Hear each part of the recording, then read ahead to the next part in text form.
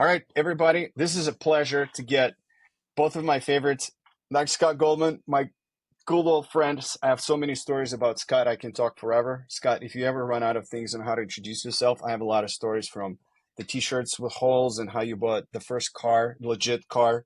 So we can talk about it for a long time. That's for later. And Peter, I really appreciate you jumping in. I mean, we've been friends um, for I wouldn't say a long time, but for some reason you gave me time, and anytime I reach out, you answer. That blows my mind. I'm like, wow, this is so cool. So I really appreciate you guys jumping in. Yeah. And the topic we want to discuss is how to help private practices continue staying private. The angle is not to say the DSOs are bad. I think the angles is to know what you're getting yourself into. And I think that's the big part of what people don't talk about. There's a lot of excitement. There's some people that are saying you should sell. The time is running out.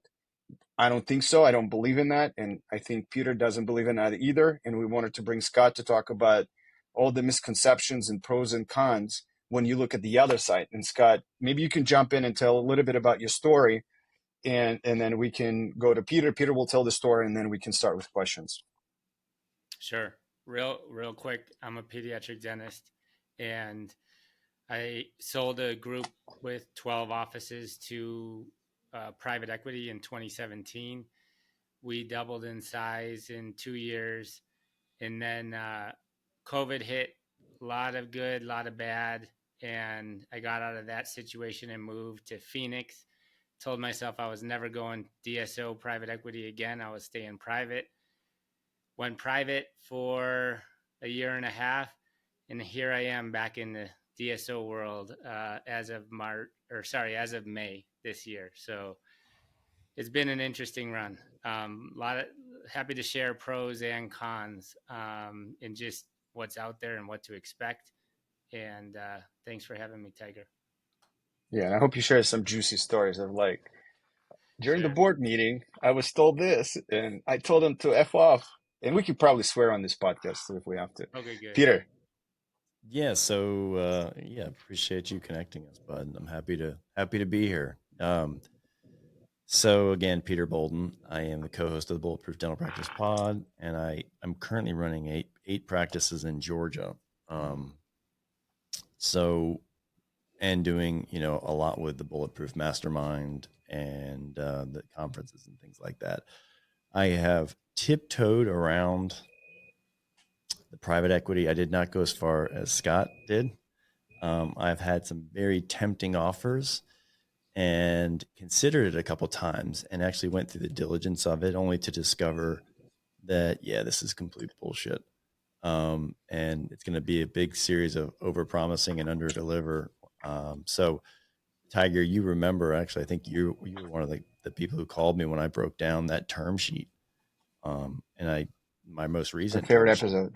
Yeah. And I broke it down with, a fair level of complexity and a fair level of, it took a long time. Right. And we went through and broke it down and Scott, if you haven't heard that, I'd love for you to go back. I'd love to send you that, because you, as someone who's gone through it, you actually have a lot more chops than I do.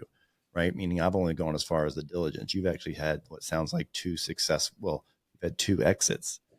It sounds like, and, so that's my story, Tiger. I don't want to jump in. You're going to have to prevent me from trying to be the moderator just by nature, because I'm the moderator on mine. So you're going to have to. Right. And we only have dude, this is my podcast, not yours. No, I think the topic is all of our topic. We're helping the profession to choose, for people to really understand that all of their choices and options. And I think the reason for us, we're so passionate about private practices is, like, for me as an immigrant, this is the ultimate dream. This is the American dream, is to have your own business, have the freedom, and have the wealth creation, right? So these two things are so fundamental. And there's nothing else that comes even close than owning your own private practice. And so I feel like a lot of people are missing on that, and they're jumping into the DSOs for their own reasons. And maybe, Scott, maybe you can kick off, like, what was your, like, why did you sell? 12 offices, you guys were doing great. You and Louis, your orthodontic partner, you guys were killing it. And then why sell? Yeah. I mean, great question, right? Because it's a lot of money, Tiger. Hello. Ultimately, yeah, Peter nailed it. It's a lot of money. So We were doing well, 12 offices, probably about 32 million in revenue. So a lot of EBITDA, almost 8.5. Jesus. So we're living a great life. But what we had was a lot of headache, a lot of work. So the, misconception or what you believe you're getting into is, oh, somebody can take on a lot of this risk, a lot of this work. When in reality, that's maybe not the case because everyone's systems have holes in them, and you give up a lot of control, obviously. So why did I sell? Money. Let's be real. A lot of money, Thank you. and for my family, still the right move to this day. Um, but we'll get into pros, cons, and everything in between. But ultimately, money is what drove that initial sale. Can you give an idea of the range? I don't want you to tell the exact amount, but is there any chance you can share the range so that we understand what a lot means? Because when you say a lot, like for me, again, I'm an immigrant. 5 million is a lot of money, but Dude, Yeah. you hypothetically, should have like, asked it this way. Hey, like what kind of multiples were you looking at? Because he already gave you the EBITDA, so then you could tell him the multiple, and then you could do your math and be like, that was his exit price. Yeah, so if you're getting between 9 and 10x, you can do the math on that, and it's a Yeah. lot of money. You're getting close to $100 million. But what people don't understand, a lot of people, is that's not the money you actually get. Cash at close, right? That's right. that's what Peter was saying on that pod. That was so instrumental. So take us through it. Yeah, so I mean it's public information now, right? So you get a valuation, and then a certain amount is in cash, and a certain amount can be in rollover equity. A certain amount can be in weird shares that just have some Pref. interest rate right Yeah. to them, and it's just ways that the DSOs or groups can leverage their cash better and their debt. Wouldn't you Um, agree, Scott, that I don't want to cut you off, but like, Go ahead. yeah, a good portion, I would love to hear the breakdown of like that since we already kind of know. And also, would you agree that a pref is really just owner financing, the pref stock? Yeah, I mean, I definitely agree with that. Okay. Pref stock is totally owner financing because basically you're not getting your cash now and you're getting a 6-8% or whatever they give you. Um, you're 100% spot on. Okay. As far as the money you get up front, that can be anywhere from 50%, 51%, 60, 70, 80, 90. It all depends on the group. But on average, you can expect, maybe 50% because they're going to give the rest in pref and the rest in rollover. So if your valuation's 100, you can get 50. Great. But if your valuation's 6, okay, you may get 3, you may get 2.5 in cash. You Were need to you the understand the platform? rest. Were you the platform of this PE group? We were a platform. Yeah, we Yeah. had a big When you infrastructure. guys say platform, what does it mean?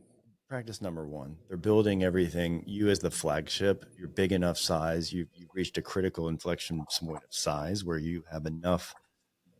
You're yeah, you're the biggest swinging whatever in the town. So you're like, all right, we can grow from here, and it's a very big start. Hmm. The offer that I Hmm. broke down was the same thing. It was a platform. I'm by no means our ecosystem is no means as big as Scott's EBITDA, but it's the launch pad.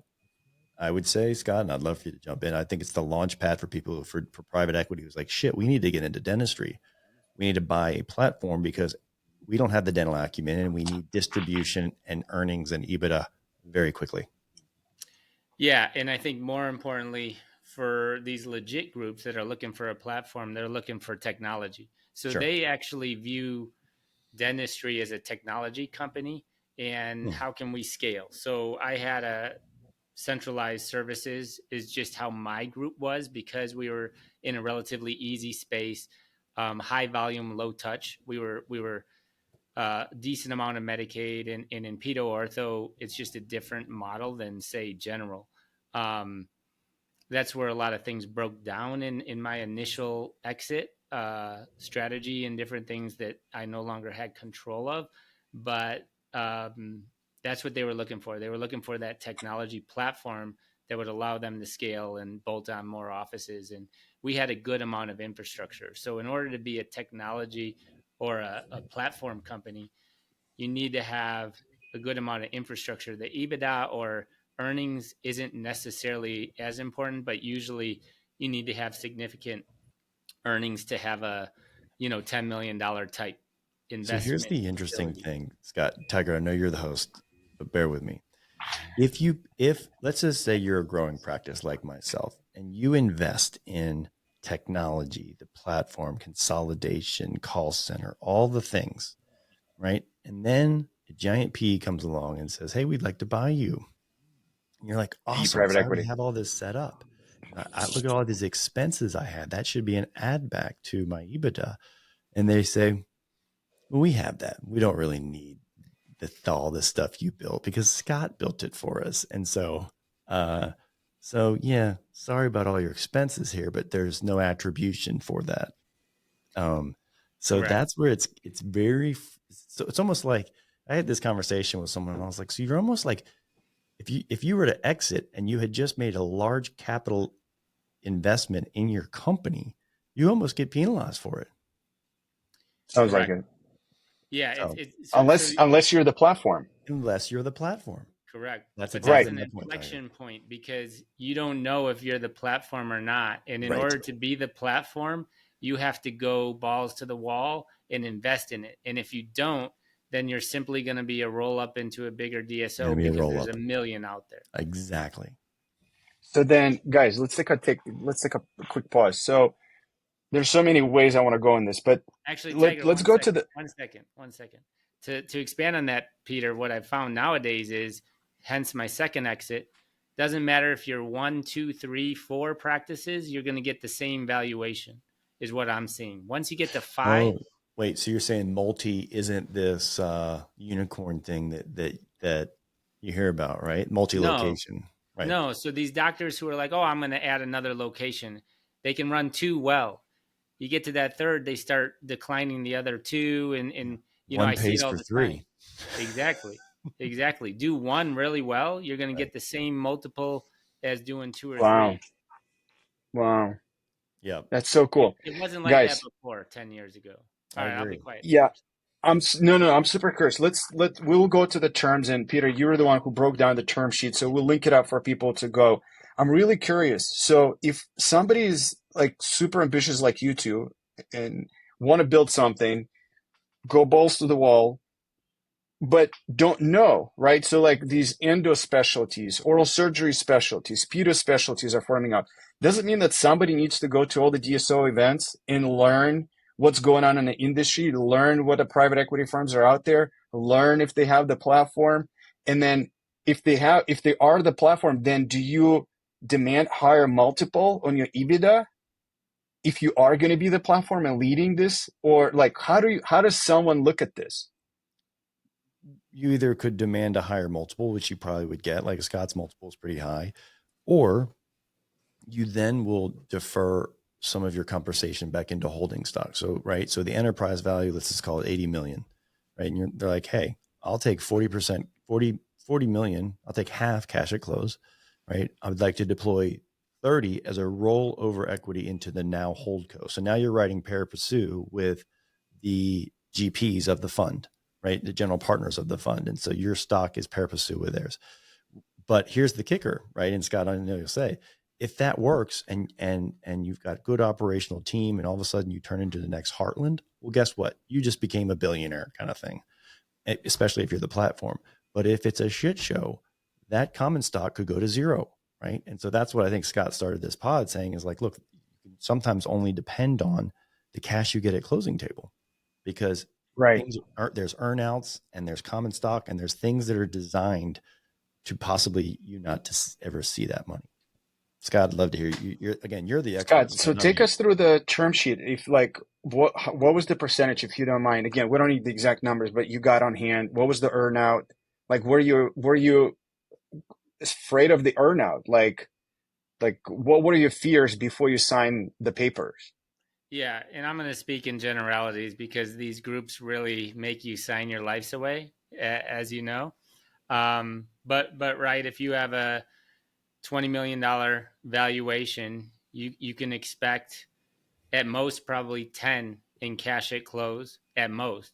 And then you're going to get some in that owner financing, as Peter called it, which I like, pref stock. Basically, it's where they don't pay you out on your money yet until there's a recapitalization event, which is out of your control. So you may not see that for 1 year, 2, 3, 4, 5, 10, 20. If you don't get to decide when they recapitalize, it could sit in there forever at 6%. But guess what? If the company goes belly up, then you don't see any of that because that's in the fine print you sign. Yeah, big fat goose egg. So, that's one section. Then there's also something called an earnout, which Peter was referencing to. So that usually is, okay, they're going to withhold some of your money at 4 or 6%, whatever, and you need to meet the thresholds you're meeting before in EBITDA and revenue. Or sometimes they're going to say, well, you need to actually grow this. And there may be growth numbers that you've never achieved before, and that can be difficult. Then there's also things called indemnity holdbacks. So that's another holdback where basically they say, okay, we're going to hold back some more money just in case there's a lawsuit against someone in the office or a Medicaid fraud thing or a billing thing. So we're going to hold that back as well for a year or 2 years, and that's all negotiable. And Well, what's the then, range of that thing? Is it millions? Let's just say again, back to our well, it example, can be 10 millions. million. Yeah, it can be 10% of your I was sale going to say it'd price. probably be 2 million of that 20 million enterprise. Yeah. Yeah. So now you're 10%. getting 8. Mm-hmm. No. You're still getting the 10%. So what he's doing is breaking down The the rest. cash at close. You get 10, right? And then the rest is going to be indemnity, earnouts, money, common stock, and pref. Got it. So the other 10. Yes. Yeah. Okay. And Okay. and Sorry, then Scott. and then that rollover stock could be true stock that's, if you're a platform and getting in early, that's where you can make, like Peter said, those billions, right? Because your stock at the time's worth the most. So when you're joining a group like, I don't know, any big group out there, you name it, you're just diluting other people's stock, and your stock price depends on when you're getting in. So like for me, I'm never joining a group that's been around 20 years because I know that group has a lot of debt on it. I know that, right, there's going to be some sort of, stock value that could be artificially inflated. I want to get in as early as possible. Because the game is like, Tiger, and I know this enough. The game is you make your money on recapitalization events, right? They call them the recap. So what Scott's saying is that if there's a group that's been around 20 years, they've already hot potatoed that thing 7 times to 7 different groups. So like now you went from trading at an 8, they flipped it to a 9. Next person, they flipped it as a 13, right? And so at some point it's diminishing returns. And like Scott's saying, that common stock is so diluted that the person at the platform is going to kill it at every recap, but the person who is joining at practice number 100 is getting not squat, but definitely not better than traditional selling is what I'm saying. Mm-hmm. Mm-hmm. Yeah. And then the other thing you're doing, you're going to sign an agreement that you're going to work for this group minimum 3 to 5 years. If you think you're getting out in a year, then you're probably joining a multi-site dentist, right? You're not joining a DSO. I've never seen less than 5, by the way. Every term sheet I've ever gotten, you're saying 3 to 5. Maybe it's different for specialty, but yeah, isn't that crazy? So like, hey, I want to sell. Like of that mindset. When you're ready to sell, usually you're ready to sell. Meaning you're thinking of yourself as sitting on the beach, drinking a Corona. I sold. And the irony is you just became an employee for 5 years, and now you have a boss, and now you get a W-2, right? And you better not mess up because half of what you agreed to sell for is predicated on your behavior, if you will. Yep. Yeah. And We'll talk more of the, Scott. That covers most of it. And I can get into pros. This has mostly been spun a little bit to cons because obviously I've done this twice. So Mm-hmm. there are pros, but that's pretty much it. You get that initial cash, and then the others held in all different avenues that you don't necessarily have control over, and your money can be stuck. You can literally be stuck have equity stuck because you don't get to decide when the group recapitalizes. Yeah. So I think one And of the things Tiger, I let heard me from let me Peter, add one more thing. Also, at yeah, recapitalization, you don't get to decide how much of that you get to take out. Nope. and then a So recap, just to make sure for people like myself that may not know what that is. A recap is when that private equity firm goes out and basically raises more money or is trying to sell what they have at a different rate. So like they got to double or what, 10x their money in the next 5 to 7 years. They're going to market with their portfolio now, right? They reached a critical mass. They got Scott's practice, my practice, whatever, and they went from $3 million of EBITDA or $8 million, and now they're at 20 million, which is a whole different level of sophistication, which now warrants going to market. They call it, right? So now they're gonna run a process, go back to market, and see if BlackRock is potentially interested at this level. Right. So Yeah. it's typically the flipping to, I mean, you can recap by financing and get cheaper rates because these are usually leveraged bought out, right? Meaning they're buying your the 10 million at cash at close isn't sitting in the checking account. Typically it's usually it's usually created by some form of leverage on their end. They're getting cheaper capital and then using that capital to buy you. Right. And then the remaining 50% doesn't have to be presented yet because it's common stock, all the things we talked about. Right. So it's yeah. So anyway, Yeah. I kind of rambled there, but typically a recap is flipping it to another PE.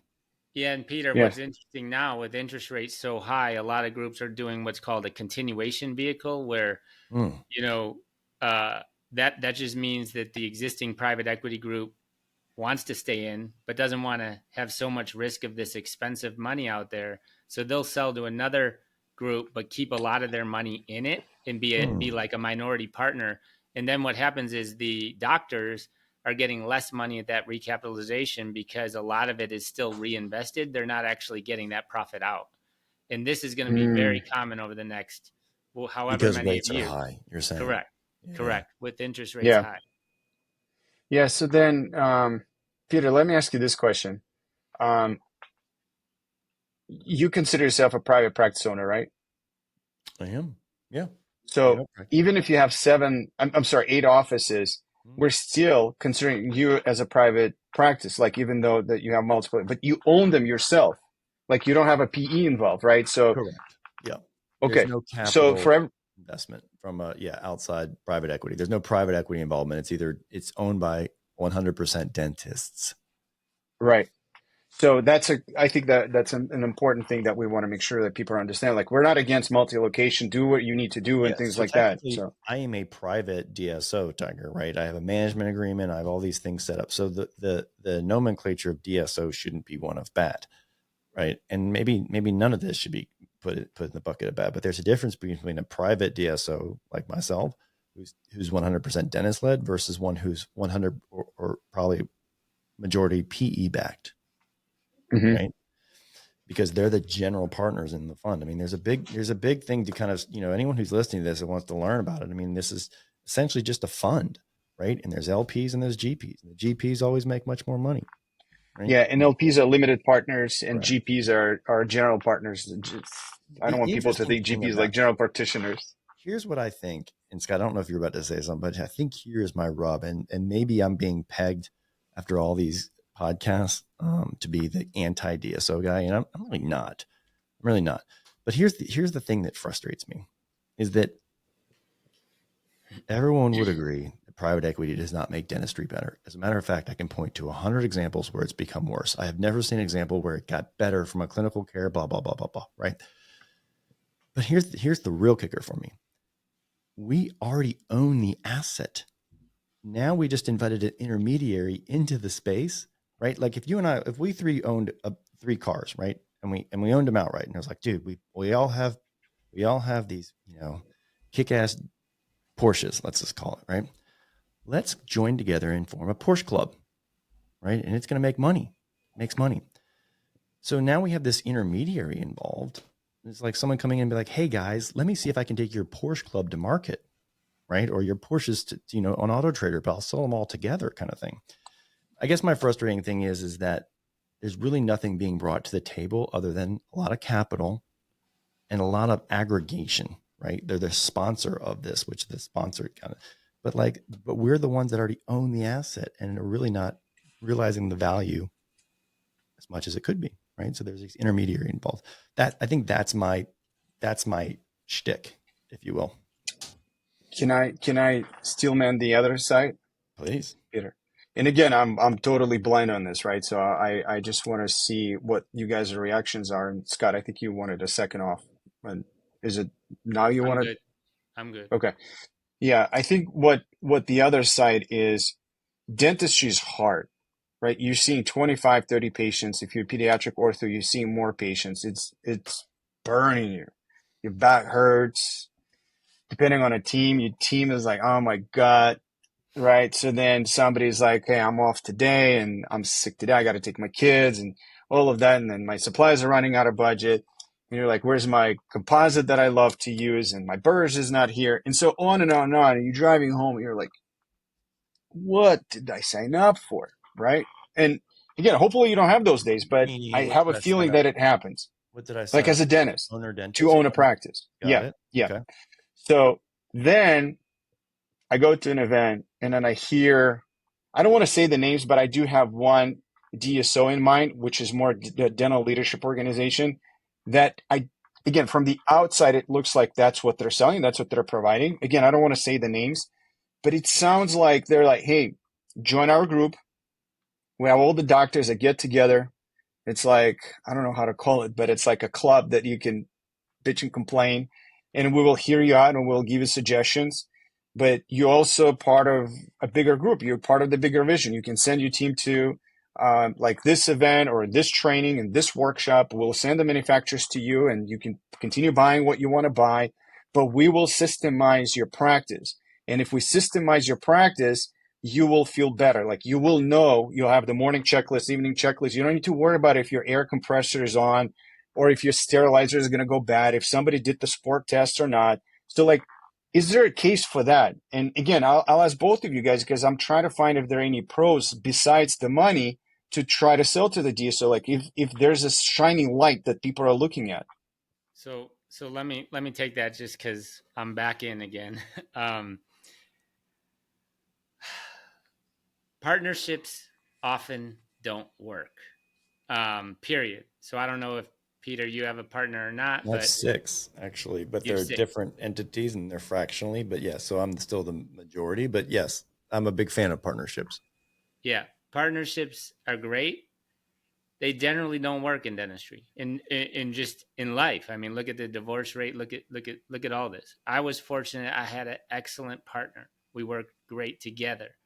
That's not always the case, but I think what DSOs are selling or what they bring to dentistry, they have a credentialing team. Credentialing can be a headache. They that sometimes can be helpful if they know what they're doing.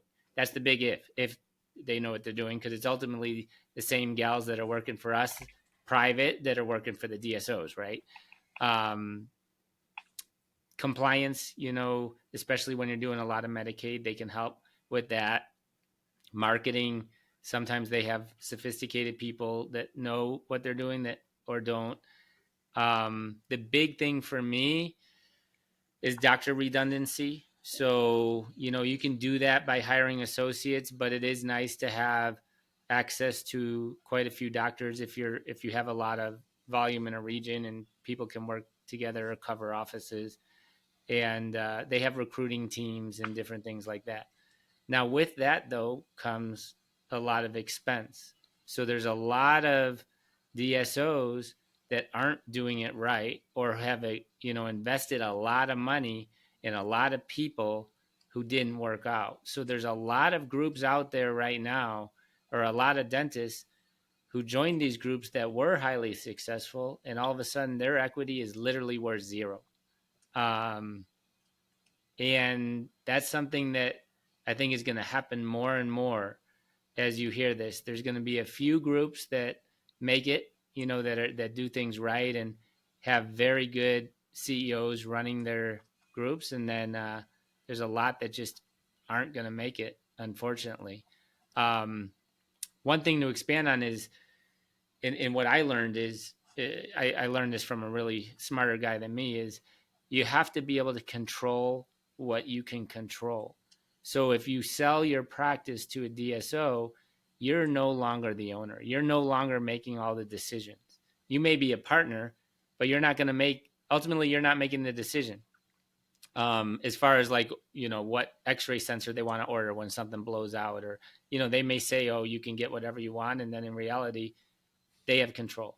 But you can still control in most of these groups how you clinically practice, but it's a lot of the little things that frustrate you, because I can guarantee you Peter's practices, my practices when they were private, were run better, guaranteed, than a DSO, because you're there, right? You're totally invested. Part of what you're doing when you're selling is you're giving up some of that autonomy for that money, and you have to be okay with that. A lot of doctors aren't. So there's a lot of emotional things involved that people don't really talk about, especially dentists. What are they? Giving up control. You have to be okay with what you. But you're type A. You went through dental school. You're driven as F. How do you give up control? Like the only way I see it, the only way I imagined it is, yeah, you get paid, Money you're out. talks, Tiger. Money talks. And also as I got older, I realized, okay, I'm okay with not having control with some things, because I believe in the group's model, or I believe in the CEO. With which my new group, I fully believe in this CEO's ability. I think it's a very unique thing, but it's very rare. There just aren't that many good CEOs. There's not that much talent in dentistry compared to other other specialties. Dentistry is very unique. Dentists are very highly compensated. It's not, physical therapy where you pay them 60 grand. It's not veterinary medicine where you pay a vet 70 grand or whatever it is. Dentists are used to making good money, especially the ones whose practices you want to buy, because you don't want to buy the others. Or those fancy specialists, Or those fancy specialists, yeah. right? So Peter, to you, like, again, back to my example. I don't know, Scott, if I'm cutting you off or not. No. I just want to hear Peter's perspective. So again, like, is there a case that you see for a DSO, either called dental leadership organization or a dental led practice, whatever? There's so many DDL, whatever we've heard in the past many years, but is there a case for one? Because to me, it's like my favorite show is The Chef's Table on Netflix, right? So I watch it, and in the moments when I see two chefs sketching out the meal, how it's going to get served, or they got like four people, how they're going to bake the bread.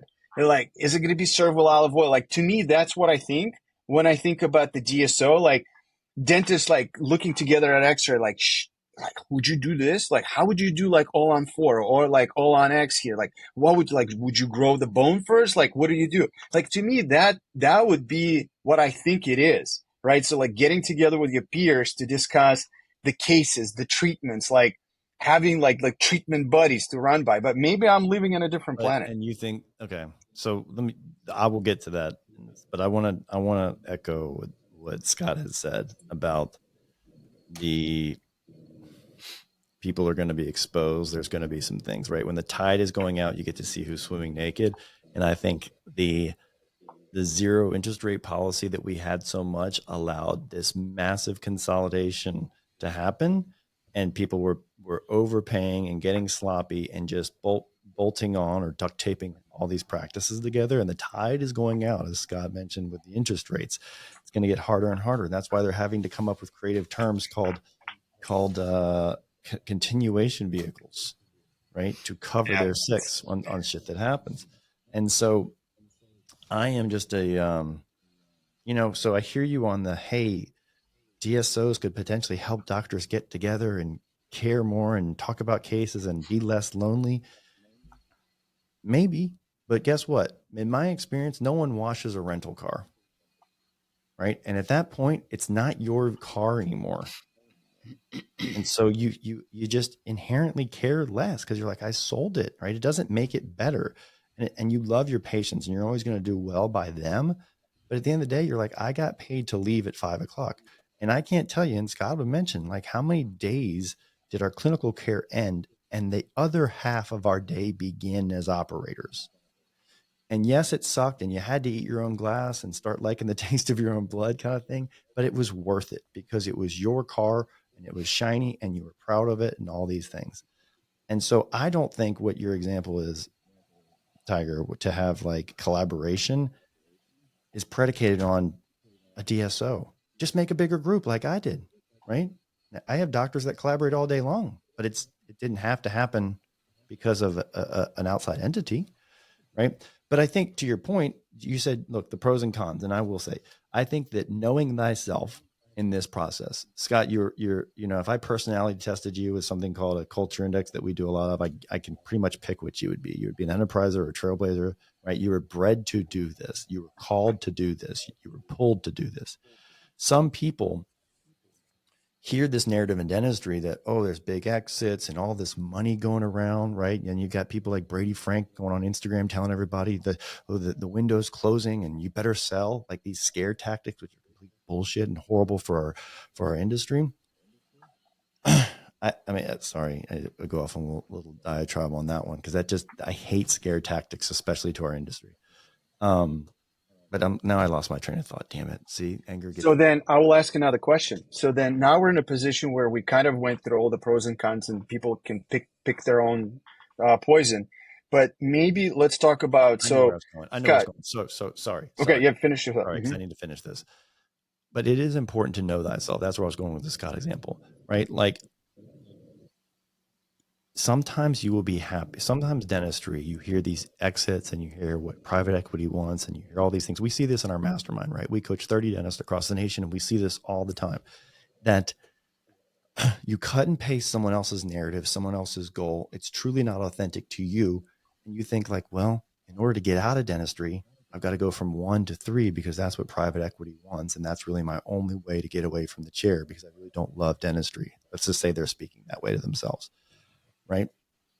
And that's just knowing yourself is very important. You could have been better served by being the most amazing craftsman dentist, right? Someone who just loved their craft, but didn't want to deal with payroll, blah, blah, blah.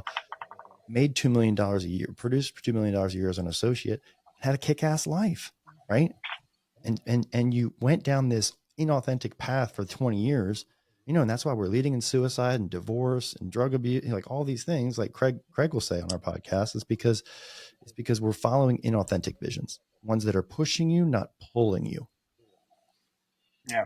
And hopefully this is what we're trying to do here is break down these things. Like, I mean, in my world in technology, I mean, you guys have seen what happened in 2019 through 2022. Like people were raising hundreds and hundreds and millions of dollars.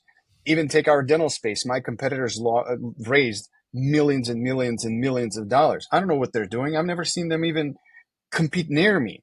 Right. So like, again, you're absolutely right. You need to know what you want. You need to stick with what you want and be okay with who you want to be. I think my next question is if somebody is listening, like, all right, so if I'm not selling to the DSO because of all these things that I don't even know what they mean, like vehicles and this and earnouts, and I don't want to do it. And like, I'm flattered that now practice, let's just say my single location is valid at $20 million, hypothetically, but I'm only getting 10. Like that's a ripoff. I don't want to sell. What is the other option? What's the alternative? So I do think private practice valuations are going to stay pretty stable to other private practice doctors. So I believe, if you have one office and it's nice and you want to sell it and retire, that someone coming in, those valuations are going to hold. I think I think DSOs are always going to be out here and grow and buy practices, but I think the valuations DSOs are going to pay are only going to go down over time. And the reason for that is going to be all these, things you're going to start hearing about of doctors losing equity, of groups folding, there's a lot of bad operators out there, bad DSOs. And also they're going to realize very quickly, this is something I've had a lot of discussions with. I'm just going to use oral surgery, for example. I've been nailed in this. you buy an oral surgery practice and the doctors are like, oh yeah, I'll work for 25%, right? So essentially every oral surgery, the market is 40% for an associate oral surgeon to 50. So guess what? This doctor is going to be a partner, in quotes, got a higher valuation because they agreed to work for 25% for 5 years, whatever it is, 5 years.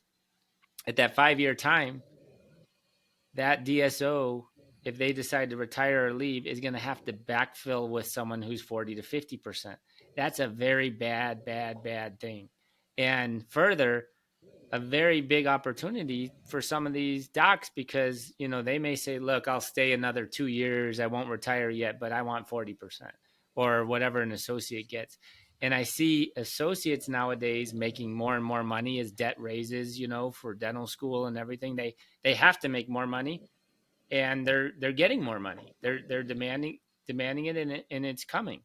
So it's just a bad sort of situation, I think, over time. And I think that they'll adjust, the DSOs will adjust and value your practice at a lower EBITDA than you think it is, because they're going to say, well, we're going to keep you on at 35%, not 25%, or whatever it is. Peter, before we go to, so Scott, finish your thought on what is the option? So let's just say I'm a 45 to 50 to 55-year-old dentist that, worked really hard, built his or her practice, ready to retire. I don't want to go the DSO route. What is my option? And Peter Especially when may be better than me, but I think it's, all right, associate, let's put together a package where we're on a work to own partnership path, and then, full exit after a certain number of years. The reason those don't work is because a lot of the old time docs, right, would just throw a carrot out there wouldn't and leave. verbally talk about it instead of putting it in writing. But really, yeah, it's private practice. It's a partnership. It's DSO, or it's platform.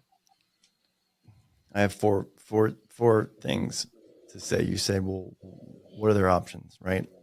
Okay. Mm-hmm.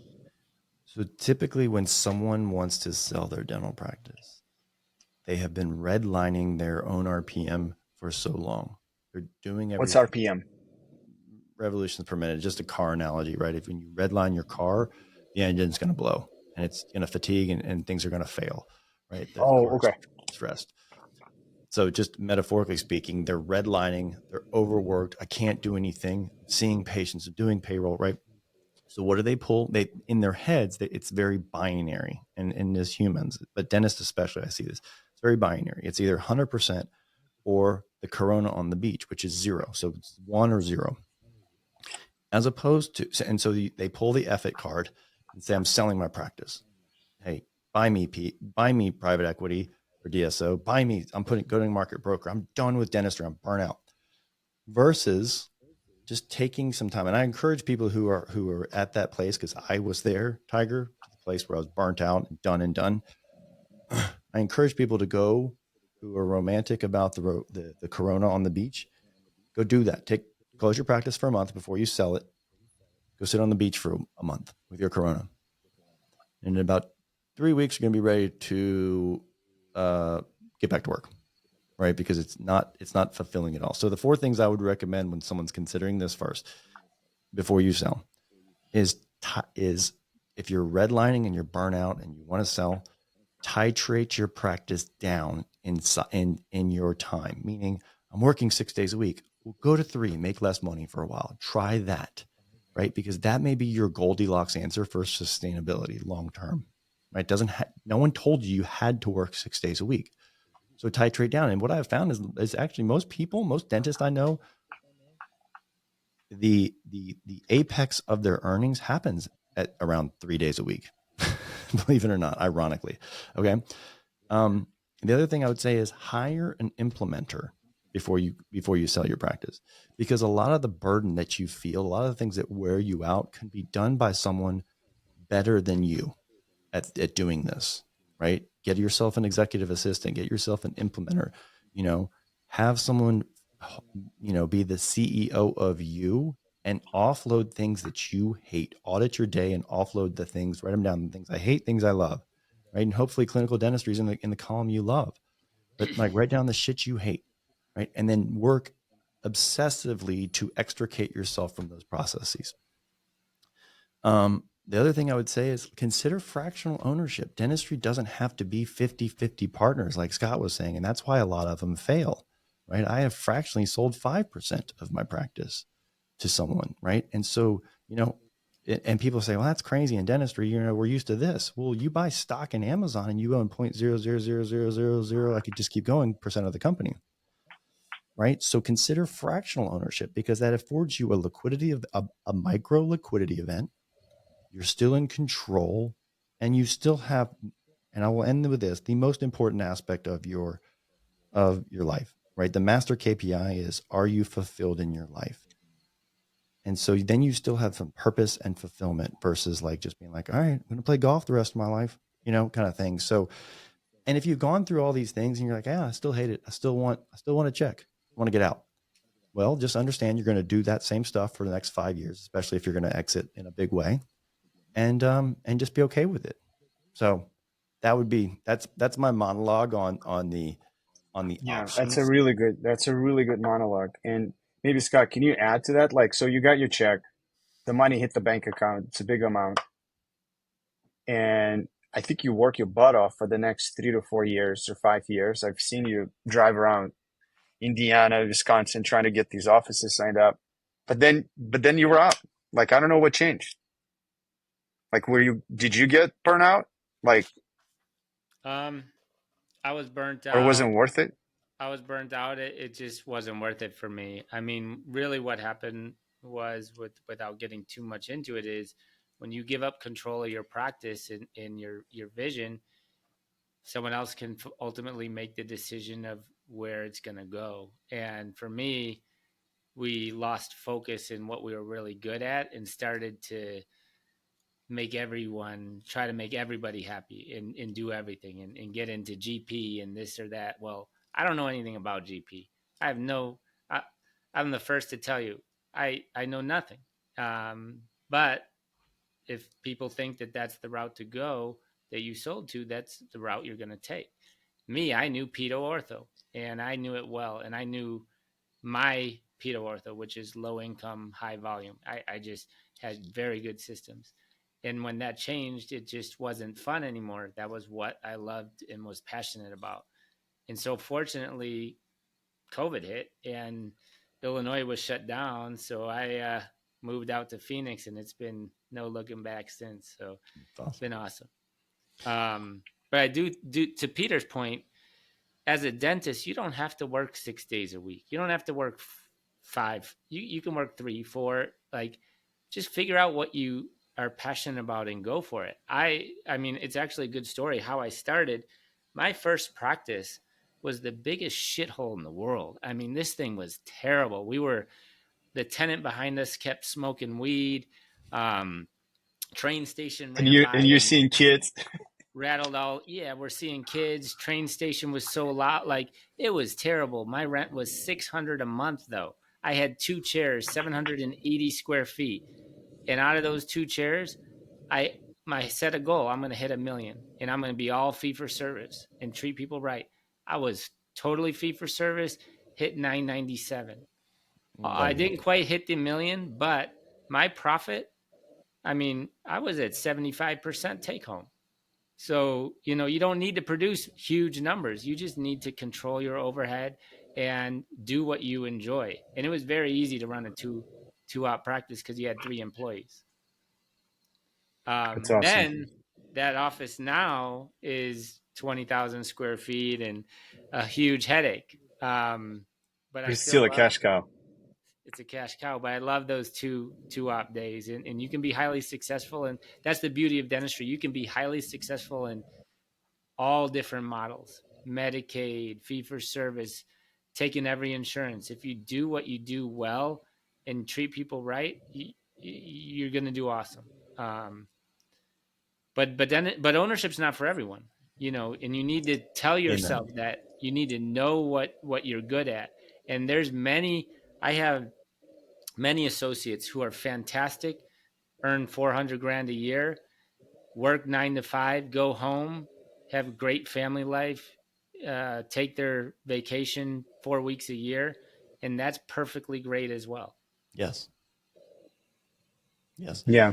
The last thing I would say on this diagram, not Scott, I agree with everything you said, is that be cognizant of the fact that, let's go back to the example of the $10 million, right? Oh, I'm going to get $10 million for my practice. Yeah, you're going to get a check. And guess who's going to have their hand out first, right? Yes, some will be capital gains and blah, blah, blah. Okay, so now we're down. Let's just call it 7. Okay. So you mean capital gain 30%? You're going to pay Uncle Sam You're for gonna the capital gain you're tax. gonna have a tax thing, right? Yep. But whether it's capital gains or ordinary income, whatever it's going to be, that don't get hung up on that. My point is, now you're at 7. Okay, so now you're like, cool, I got $7 million in the bank and no income potentially, other than maybe being the dentist in the practice that you're being paid by the DSO. So now you have to go find yield, right? You gave up your cash flow for a big check. So now you have a big check, and now you got to go find yield in today's market, right? And you're going to put it in this, you're going to put it in Amazon, you're going to put it and give it to your broker. What are you going to do? Or you're going to put it in T-bills, and you're going to earn, let's call it 5% a year. Okay. 5%, Which yeah. is great. Risk-free money. I want risk-free money because I already took risk. Okay, great. So that 7 million is going to yield you what, $350,000 a year, right? But in a practice that size that we're talking about that sold for 10, what do you think the cash flow was, or the EBITDA to the owner was? Right? Meaning, do you think they took a pay cut in this scenario? Right? And I would say yes. Right? And they lost the owner benefits because now it's a W-2 versus, we all know, our car and buying a truck and going to CE and all these things are tax abated situations from our AGI, or gross income. Right? So you're losing all those benefits of being the business owner. So cash flows, you don't have any more of that cash flow. So it's just it's an exercise to go through. And when I personally went through this, even though I was romantic and giggly about the number that I was getting, when I ran through and broke down it systematically, what it's going to look like, it actually was a detriment. My income was going to go in half based on what it was now. Right. And yes, I was going to have the security of money in a bank account, but guess what? That money was already there. It's just in the form of my own stuff now, right? It's always been there. It's just now it's consolidated in zeros and ones in an account, but it's always been there. And so I always just encourage people who are looking at it. And I am not saying never sell your practice by any means, because we all have to sell to somebody somewhere, unless you're going to give it to your kid, right? So I'm not ever saying that. I'm just saying, look at options for sustainability, because it's a great life. It's a great profession. There are many, many options. You can make less if you need to and get more time if that's what you're seeking. So there's just so many options. And I just don't want this narrative in dentistry to be so binary, like hold and be miserable, or sell and be happy. And as Scott has told you, that's not how it works. It's not how it works. So that's all I got on that. We lost Peter for a second. I think he's uploading. Yeah, I lost him too. I'm here. I don't know what's going on with my signal. So you're back though. Yeah, I think that's great. yeah. Tell you real quick, then we can change subjects. Yeah. To expand on what Peter said, this is my second stint. This is my second 2 exits. I'm back in. And so what Peter said is what I wanted. I wanted to buy time. I have a 9 and 12-year-old, big tennis players. I'm out of town almost every single weekend, traveling the United States, soon probably even internationally. I wanted that, and I wanted to diversify and rid some headache. But more importantly, the group that I joined, I believe in their vision and believe in their CEO. That's very, very rare to find, because you're not going to talk to a CEO. I mean, unless you have 8 offices like Peter, the CEO may come out and, shake hands and do whatever, but you're going to talk to their chief development officer, who doesn't give a crap about you, who's just looking at numbers. And if you think, when you join a DSO, that you're going to be in a group of doctors talking cases, Maybe, but that's bullshit. You're going to be looking at spreadsheets. They're going to say, hey, your price per visit's down 6%. You're underperforming, What's going Doc. on? What's going on? Yeah, a lot of that. And we do that ourselves. So don't think that, multi-site dentists don't know their numbers. Everybody does, but it's a little different when it's coming from people who are non-clinical, or that clinical person who's been non-clinical for 10, 15, 20 years, who's the chief dental officer, who doesn't know anything about being in the trenches because they haven't been. That being said, though, I believe in the group that I joined, in the CEO and in the vision. And so that's what ultimately brought me in, that and time. Yeah. Yeah. That's really important. I think the last thing I want to drop, and then we will start closing down. So when we look at this, right? So it sounds to me, and I hope I'm wrong, but it sounds to me there's a pickle where we want to sell to associates. And one of my favorite doctors, Dr. Tom Novak, and I hope he doesn't mind me saying his name. And Scott, you met him at the last Friday call. He had offers from DSOs, but he's like, no, I'm going to go and bring my associate and start slowly selling to associate. And he's a great, great associate, right? But it seems like with high student loan debt, high interest, we wouldn't be able to sell to associates. So how can we resolve that? It's the same as a DSO. Owner finance, put an interest rate on it. That's what they do. I mean, Peter, am I wrong? 100%. You're right. That's what you do. Can you give more details? Like I'm not getting it. How would that work? You want to take it, Pete? No, you go ahead, bud. Go All ahead. right. So if you're selling to a DSO, you're not getting all your cash. You're actually helping them finance it by accepting an interest rate for money that they're not going to give you right now. It's the same for when you bring on an associate. So if you have a great associate, I have one that was fantastic.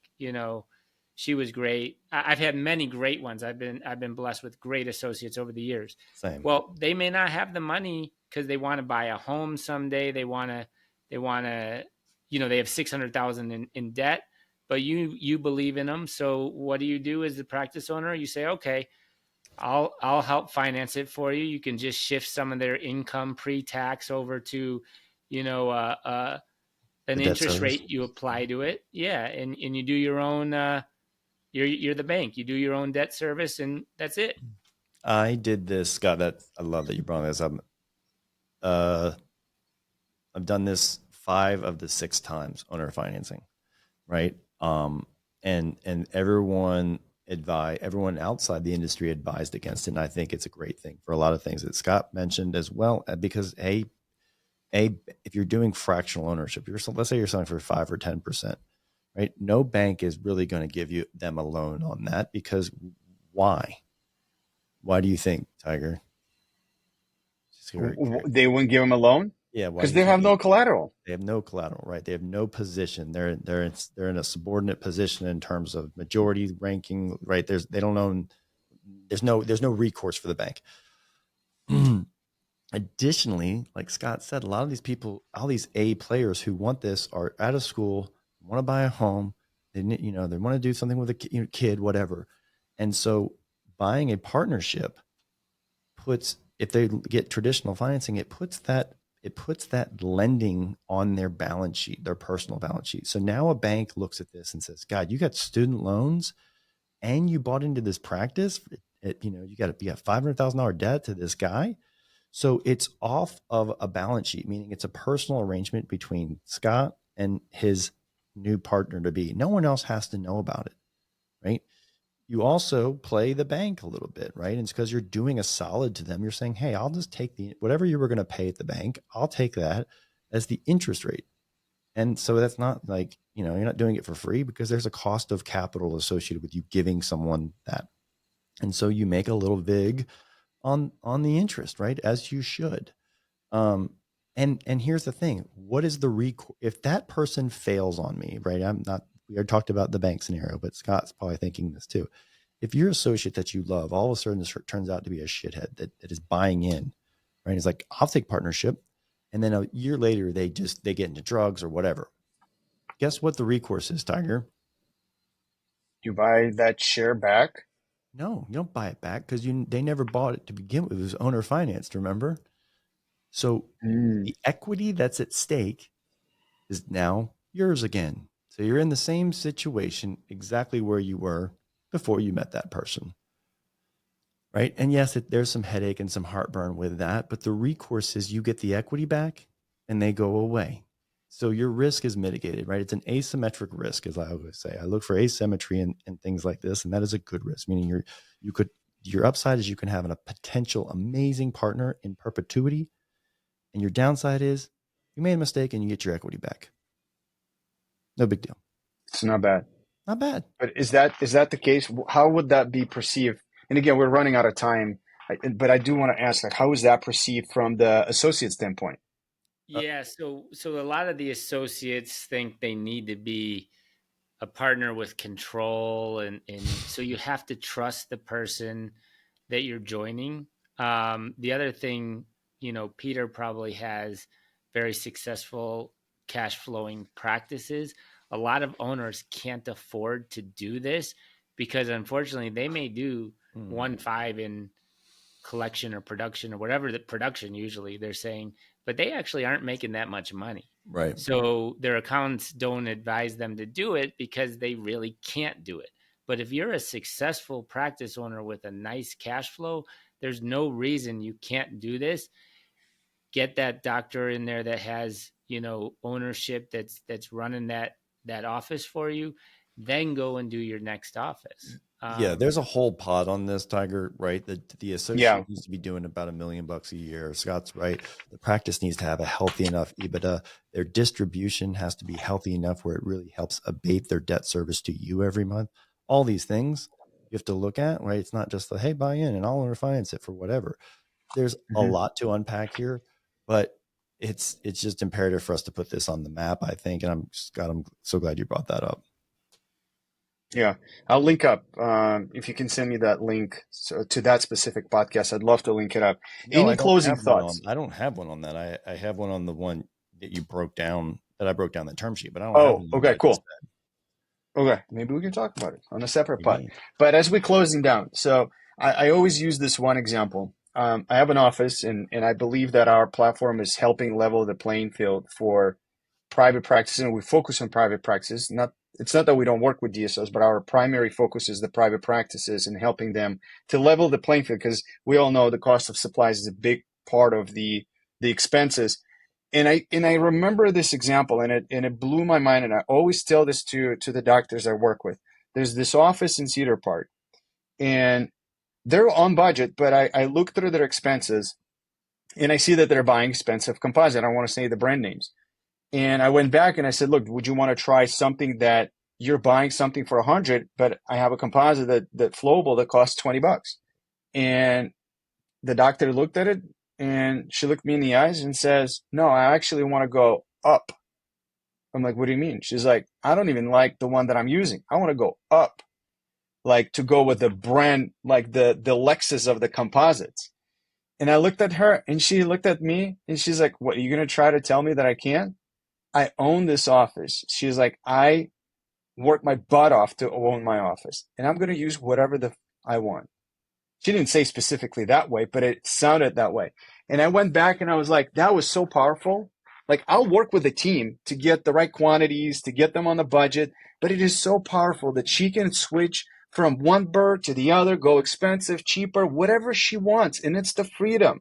And I'm like, this is great. This is amazing. I don't think it's going to happen at any DSOs, but if it does, God bless them. But that's why you own the practice, to do whatever you want to do, however you want to see the patients. And if you want to go with the most expensive stuff, go with it. No one should tell you that you should not. Not a buying group, not a consultant, none of them should tell you. They should work around your needs and how you want to do things. But again, that's my closing spiel. I'm curious what you guys want to say. Autonomy was probably the biggest driver why 90% of dentists got into this industry, right? that kind of autonomy, right? And I actually call this in our podcast. I have a big session in our summits I call the freedom of direction, right? Which allows, I think dentistry is the most beautiful profession on the planet because you can do just like what you said. If you want to be the Rolls Royce of composite, you do that, right? If you want to optimize your practice for time, guess what? Go and do that. If you want to optimize your practice for impact and give back and take Medicaid and do a ton of philanthropy work, you go do that. If you want to operate your practice and have an empire of real estate that's backed by your own practices, go do that. Tell me another profession where you have the same freedom of that direction. There isn't one, right?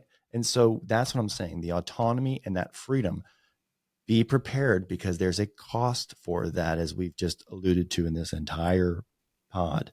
And maybe it works out better for you, right? But for me, freedom, autonomy, and time are number one. Amazing. So Peter, I'm gonna challenge that a little bit since I'm enjoying my DSO space right now. How's a dentist get that nowadays when you're coming out with 3, 4, 500,000 in debt? You can't just open an office. You can't get a loan. The bank, like how do you get there? Eventually, there's not going to be as many private practices as more people sell to DSOs. Mm-hmm. Do you go rural? How do you get there? How do you do it? Yeah, you go rural for sure. You want to do well, you go rural. That's just, I'll tell you that first out the gate. If you want to enjoy and go to dinners and nice restaurants and have Amazon come to you the same day, then live in the city and compete with everybody else. But if you want to go rural, you'll be the king of the town and you'll be highly respected. But that's a different thing. So how does someone do it coming out with a tremendous amount of debt?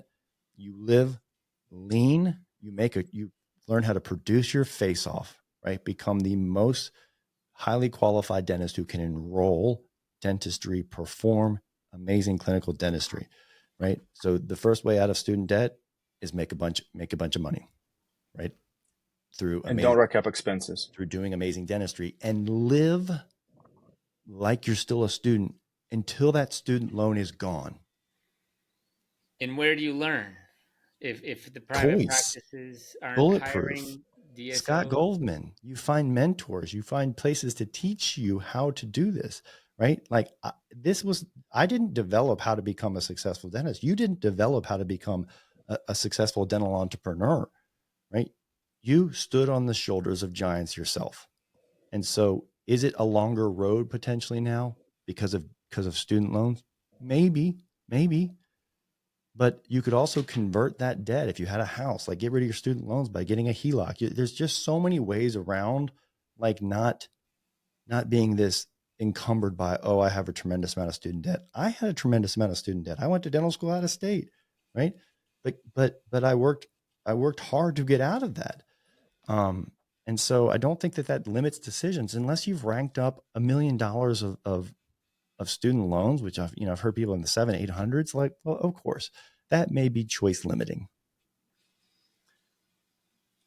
Yeah. No, I think that's very interesting. I also think you really have to look in the mirror. And I liked your comment about the cultural competency test or culture index. That you have to know who you are.